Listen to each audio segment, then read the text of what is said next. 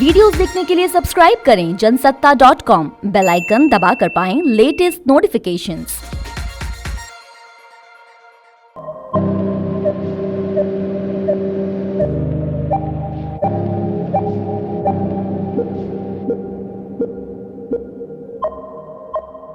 नमस्कार, जनसत्ता में आपका स्वागत है। यूपी के सियासी घमासान के बीच योगी आदित्यनाथ का एक पुराना इंटरव्यू वायरल हो रहा है।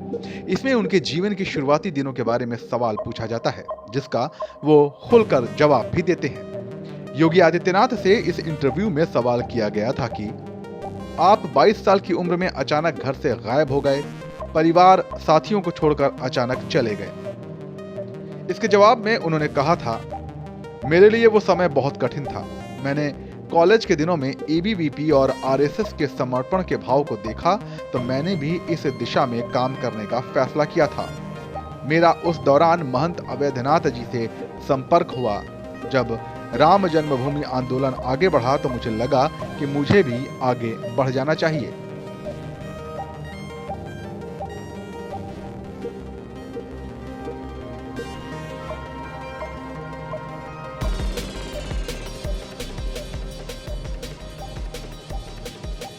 उसी टीवी इंटरव्यू में सीएम योगी ने आगे बताया था कि मेरे गुरुजी ने मुझे शिष्य के रूप में स्वीकार कर लिया। मैं एक छोटे परिवार से बड़े परिवार की तरफ गया था। पूरे राष्ट्र और समाज के बारे में सोचना ही हिंदुत्व की सोच है। मेरे पिता को इस बारे में जानकारी नहीं थी। दरअसल मैं किसी को बताकर नहीं गया था।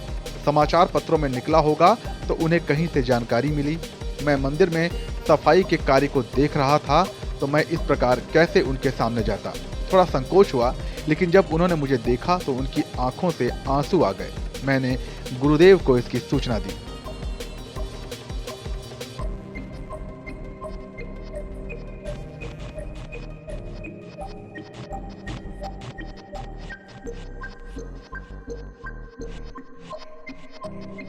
पिता से बातचीत का किस्सा सुनाते हुए योगी आदित्यनाथ ने कहा था कि उस समय मेरे गुरुदेव मंदिर में नहीं थे। अब उन्हें लगा कि कहीं मैं वापस न चला जाऊं। उन्होंने मुझसे पूछा कि तुम क्या चाहते हो। मैंने उन्हें बताया कि जो भी मैंने एक बार सोच लिया वही करूंगा। गुरुदेव ने मेरे पिता को समझाया कि व्यक्ति के जीवन का एक उद्देश्य होता है। इसके बाद उन्होंने मुझे अपना आशीर्वाद दे दिया।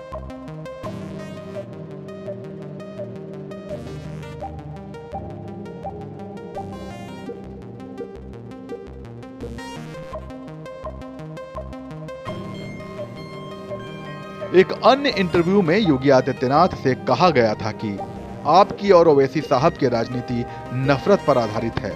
क्या आपको नहीं लगता कि अगर आप और ओवैसी साहब राजनीति से संन्यास ले लेंगे तो देश के हालात ठीक हो जाएंगे? इसके जवाब में उन्होंने कहा था कि आप एक अच्छे उपदेशक बन सकते हैं। यही बात अगर आप कश्मीर में जाकर कहते तो मुझे अच्छा लगता। हम लोग आपको कश्मीर भेजना भी चाहेंगे। योगी आदित्यनाथ का ये किस्सा आपको कैसा लगा, हमें कमेंट सेक्शन में बताइए और ऐसे ही दिलचस्प सियासी किस्सों के लिए बने रहिए जनसत्ता के साथ।